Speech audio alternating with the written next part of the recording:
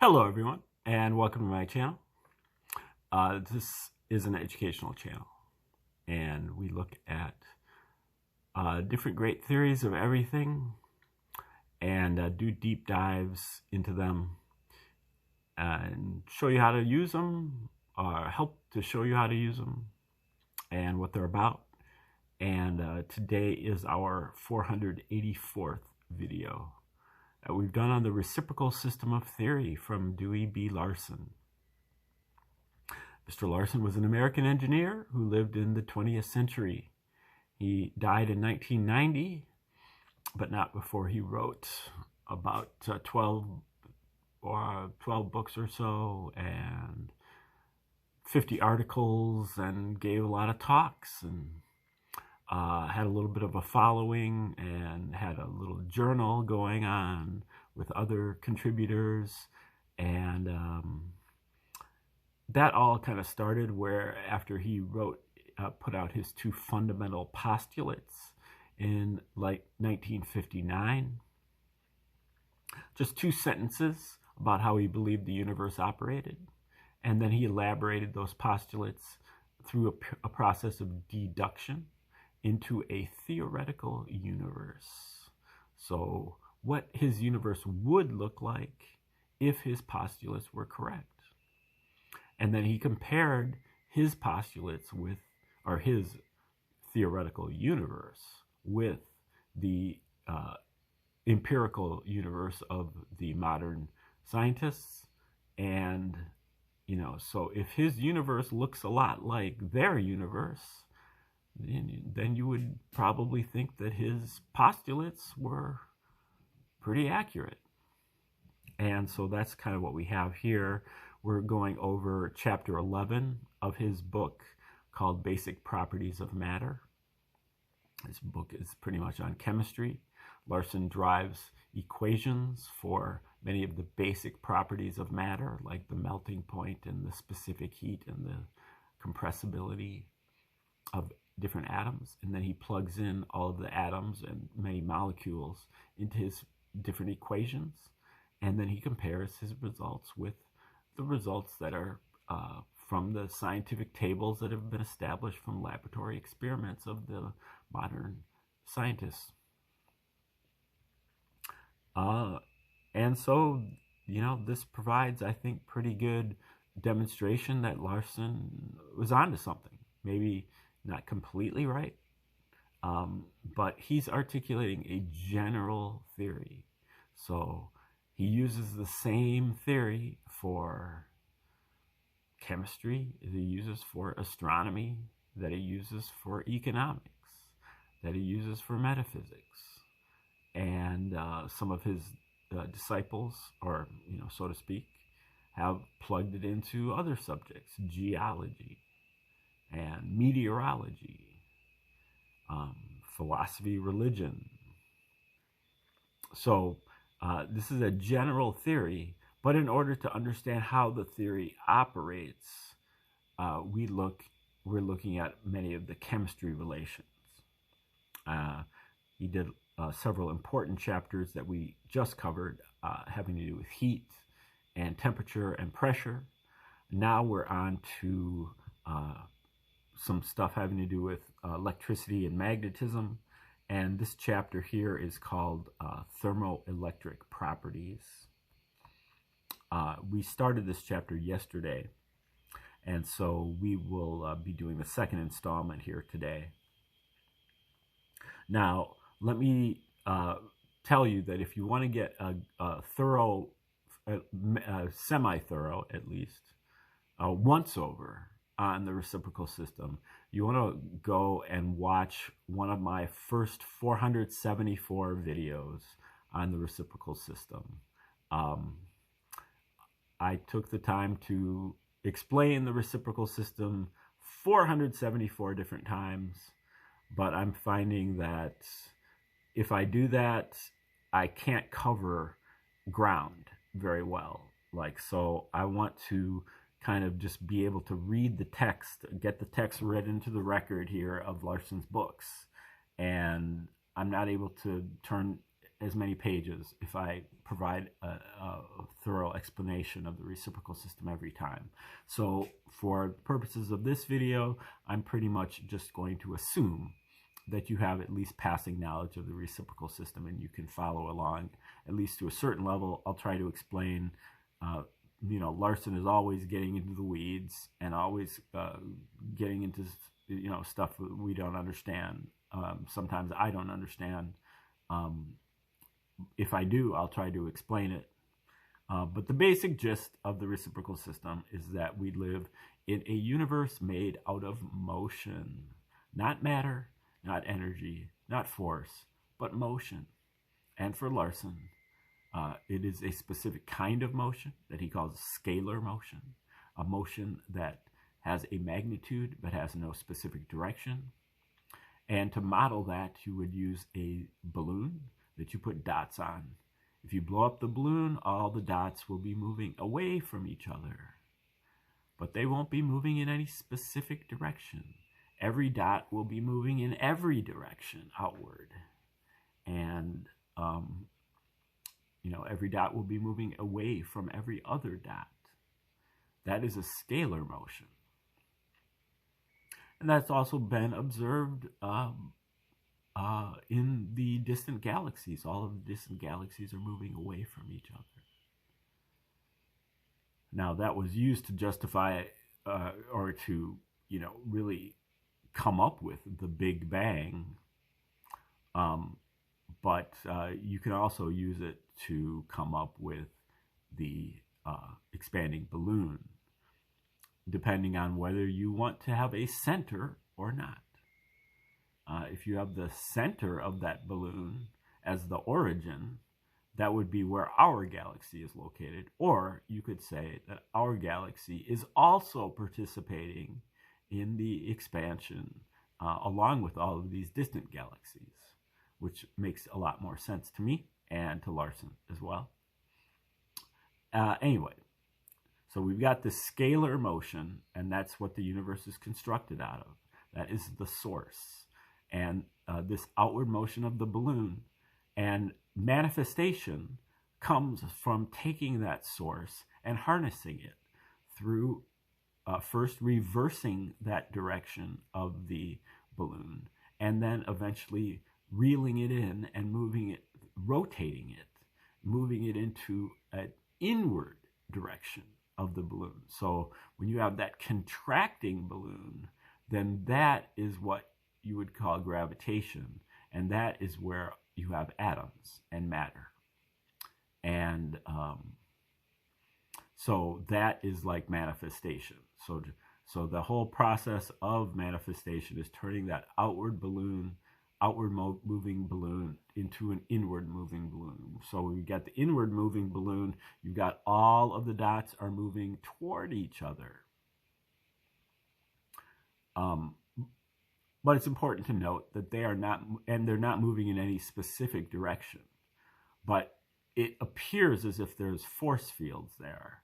So if you decide arbitrarily to hold one of the dots motionless and say that, this dot is motionless, all the other dots will be moving toward that one dot, and it will appear as if there is a force field emanating from that dot, that it will be carrying a force of attraction, and all the other dots are attracted to that first dot. But that's not the case. Every dot is just moving under its own course, but it happens to be moving toward every other dot. So it will be moving toward the dot that you are holding motionless, the reference dot. Larson calls that an as-if force. And that's why gravity doesn't need any time to transmit. There is no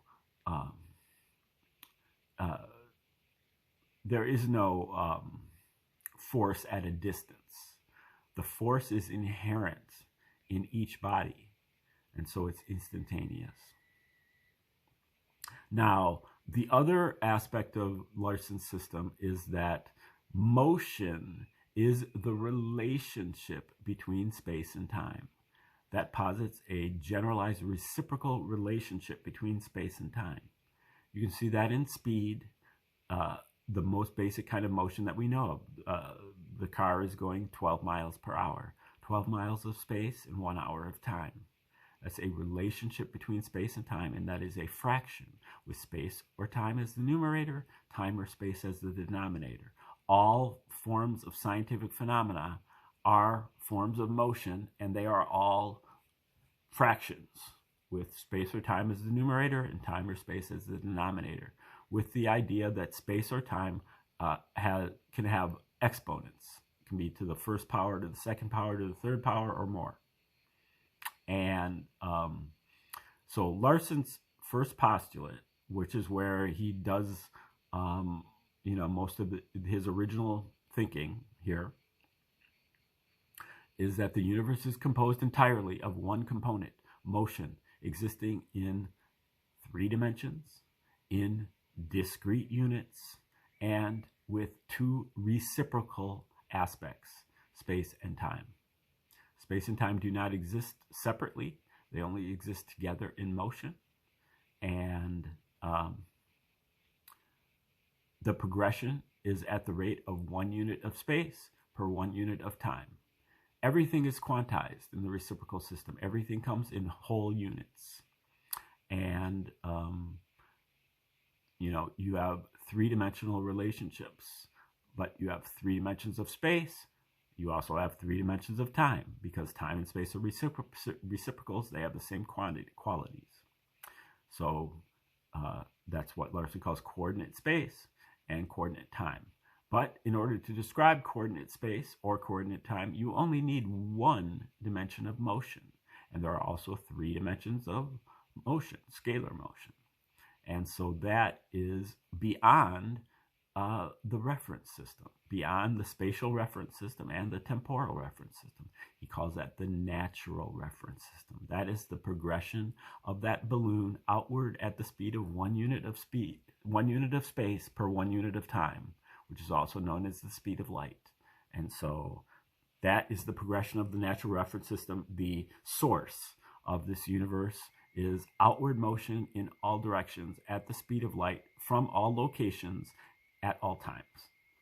So this progression is occurring omnipresently. And, it is what Larson calls the empty universe. There is nothing. This is what you have when you have nothing. You have the motion outward in all directions at the speed of light from all locations at all times. And that is just the nature of a universe of motion. You have to be able to assume motion without anything moving. The thing that would be moving is also motion, because matter is a kind of motion too. Time to the 3rd power over space to the 3rd power is matter.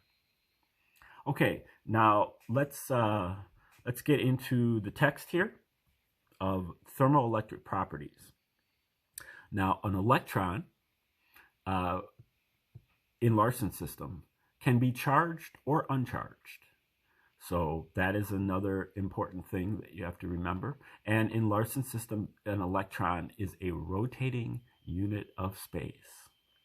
Matter is generally made out of time, rotations, 2-dimensional rotations, reeling in that progression.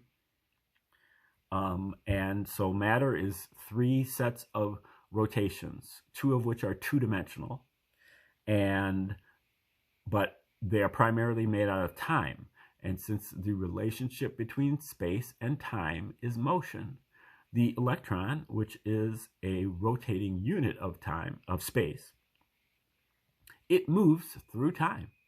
So electrons move through matter, and particularly, those made mostly out of time.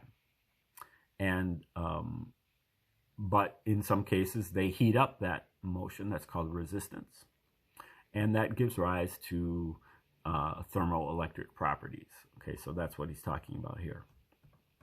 Okay, the status of the electron motion as positive or negative is determined by the position that the interacting atom occupies in its rotational group. in the same manner as the effective electric displacement of the atom. Each of these rotational groups consists of two divisions that are positive from the atomic standpoint, followed by two negative divisions. But since the electron is a single rotating system instead of a double rotating system of the atomic type, the various subdivisions of the atomic series are reduced to half size in application to the electrons. The reversals from positive to negative therefore occur at every divisional boundary in the electronic process rather than at every second division. Identification of individual elements as positive or negative from the thermoelectric standpoint is necessarily subject to some qualifications because, as previously noted, some elements are positive in one temperature range and negative in another. But a reasonably good test of the theoretical conclusions that can be accomplished by comparing the sign of the thermoelectric power as observed at 0 degrees Celsius with the divisional status of the elements for which thermoelectric data are available in one of the recent compilations, Table 20, in one of the recent compilations. Table 27 presents such a comparison, omitting the division 1 elements of displacements 1 and 2. So he's got a chart here, and I'm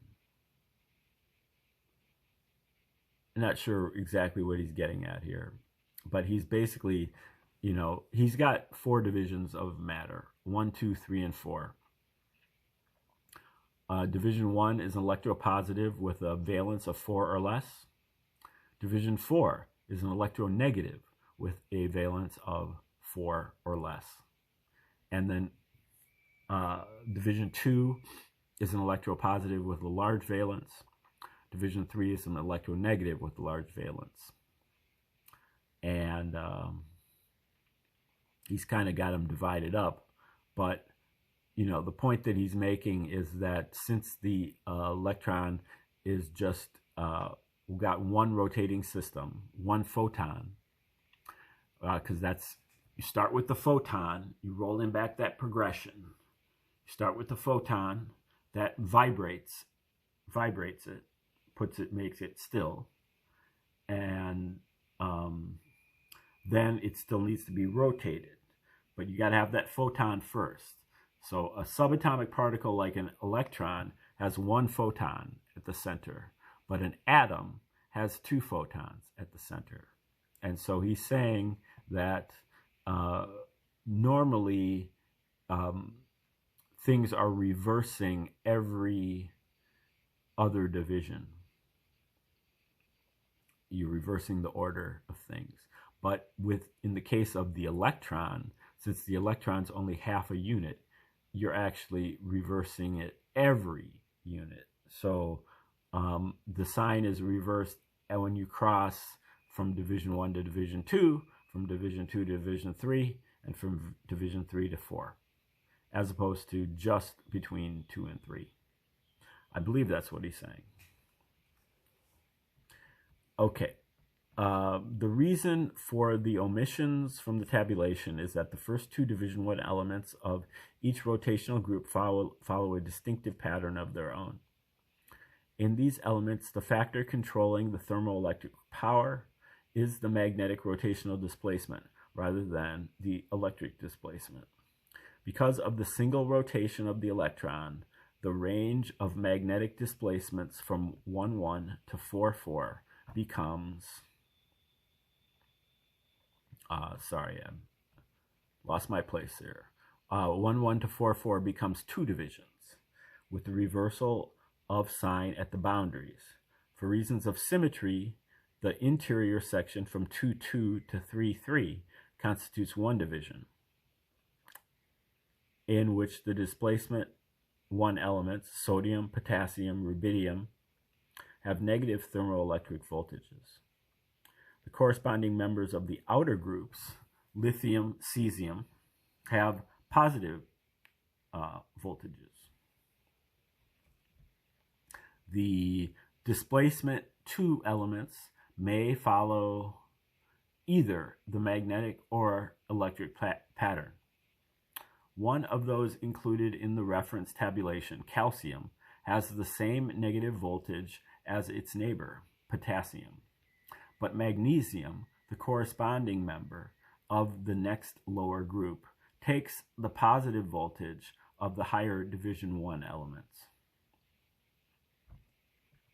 While the theoretical development that is being described in this work has not yet been extended to the quantitative aspects of the thermoelectric effects thus far discussed, it is of interest to note that the relation of the thermoelectric power to temperature has many of the characteristics that we encountered in our previous examination of the response of other properties of matter to temperature changes. This is well illustrated in figure 16, which shows the relation between temperature and the absolute thermoelectric power of platinum. Without the captions, it would be difficult to distinguish the diagram from one applicable to thermal expansion or to the specific heat of an element of one of the lower groups. This is no accident. The curves look alike because the same basic factors are applicable in all of these cases. So he's got a figure of platinum here I don't have access to. But in the platinum curve, the initial level is positive and the increments due to higher temperature are negative. This behavior is reversed in such elements as tungsten, which has a negative initial level and positive temperature increments up to a temperature of about 1400 Kelvin. Above this temperature, there is a downward trend. This downward portion of the curve, linear as usual, is the second segment. At the present stage of the theoretical development, it appears probable that a general rule is involved here. That is, the second segment of each curve, the multi-unit segment, is directed toward more negative values, irrespective of the direction of the first single unit segment. Another thermoelectric effect is the conduction of heat. This is a process that is more important from a practical standpoint than those effects that were considered earlier, and it has therefore been given more attention in the present day early stage of the development of the theory of the universe of motion. Although the examination of the subject was a somewhat incidental feature of the review of electric current phenomena undertaken in preparation for the new edition of this work, it has produced a fairly complete picture of the heat conductivity of the principal class of conducting metals, together with a general idea of the manner in which other elements deviate from the general pattern. It was possible to achieve these results in the limited time available because, as it turned out, the metallic conduction of heat is not a complex process involving difficult concepts such as photons, orbitals, relaxation processes, electron scattering, and so on, as seen by conventional physics, but a very simple process capable of being defined by equally simple mathematics, closely related to the mathematical relations governing purely mechanical processes. In the first situation discussed in this chapter, that in which two previously isolated conductors of different composition are brought into contact, the electron energies in the two conductors are essentially unequal. As brought out there, the contact results in the establishment of an equilibrium between a larger number of less energetic electrons in one conductor and a smaller number of more energetic electrons in the other. Such an equilibrium cannot be established.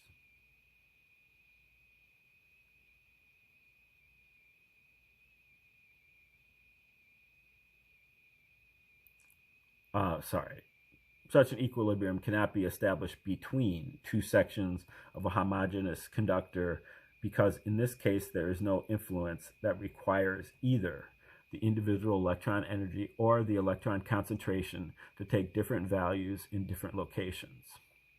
If the environmental conditions are uniform, both the energy distribution and the electron concentration attain uniformity throughout the conductor. However, if one end of a conductor composed of a material such as iron is heated, the energy content of the electrons at that location is increased, and a force differential is generated. Under the influence of the force gradient, some of the hot electrons move toward the cold end of the conductor. At that end, the newly arrived electrons give up heat in the process of reaching a thermal equilibrium with the atomic motion and join the concentration of cold electrons previously existing at this location. The resulting higher electron pressure causes a flow of cold electrons back toward the hot end of the conductor. None of the characteristic electrical effects are produced in this process, because the two oppositely directed electron flows are equal in magnitude, and the effects produced by one current are canceled by those produced by the other.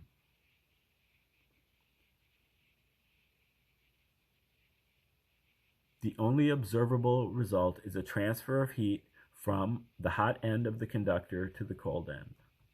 It should be noted that no electrostatic potential difference is involved in either of these current flows. This is one of the obstacles in the way of a simple explanation of heat conduction in the context of conventional physical theory, where electric currents are assumed to result from differences in potential. As explained in Chapter 9, our finding is that all of the forces causing flow of current in the conductor under consideration, that due to the excess energy of the hot electrons, that due to the increased concentration of electrons at the cold end, and that due to the electric voltage in general, are forces of a mechanical type, not electrostatic forces. If the material of the conductor is a substance such as copper, in which the voltage decreases, becomes less negative as the temperature rises, the same result is produced in an inverse manner. Here, the effective energy of the electrons at the hot end of the conductor is lower than that of the cold electrons. A flow of cold electrons into the hot region therefore takes place.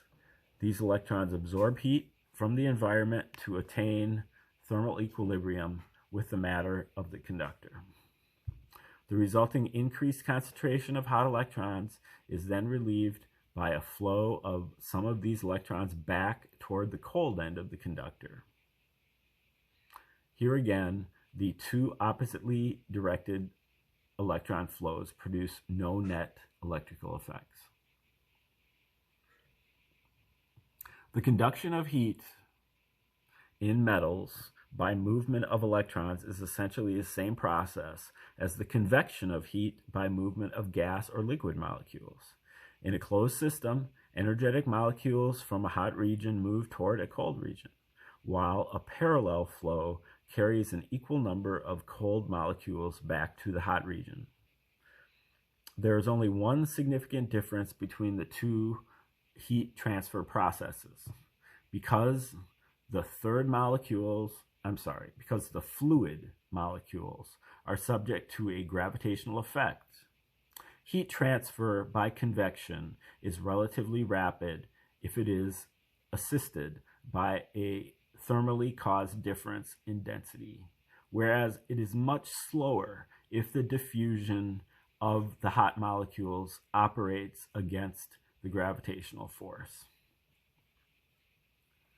The quantitative measure of the ability of the electron movement to conduct heat is known as the thermal conductivity.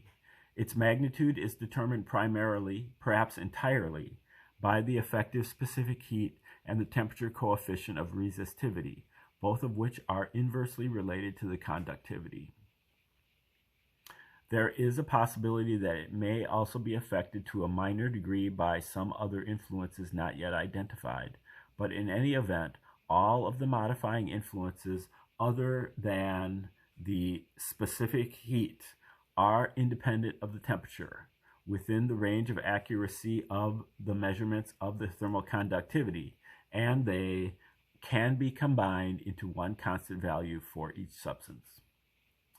The thermal conductivity of the substance is then this constant divided by the effective specific heat.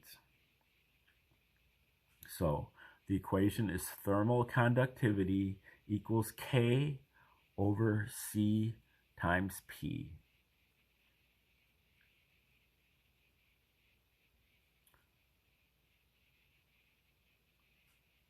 Okay. Well, I can't quite expound on that equation at this point. I'm trying to even figure out what the C is. Is that the speed of light? A coefficient of resistivity. And the P is the pressure. So I'm sorry, my understanding of thermoelectric properties is quite poor, and I will try to figure this out. But in the meantime, thanks for tuning in today, and we'll start up tomorrow at the same spot.